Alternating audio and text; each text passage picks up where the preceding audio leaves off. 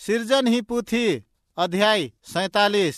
इस्राएलीर मिसर राज्यनु Akku मिसरता Gaussian प्रदेशनु इस्राएलीर रा हेलरर और are अस्ता खेखलन तंहाई अधिकार नु हच्चर और आसन आर धन खुर्जीती पुइदा खाज हेलरर और बग्गे मनते केरर। याकूबस मिसरनु 17 बच्छर उज्जियस आस ही उमेर 47 बच्छर मंजकी रहचा।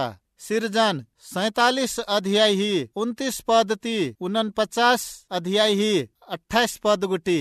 याकूबस खेना तियगु तंहाई मुर्दन कीर्ताकी तंहाई पुरखर गने कनान राजीनु गडके चिके बना गछरकन योसेफ हसिन नंताचस अन्यम आस तंहाई 12 गोडे कुक्को खद्दरिन हूँ आशीष चिच्चस ने इस्राएलस ही 12 गोत्तर गुट्ठी कमरर ईद अनुवाद मलमंज की रई।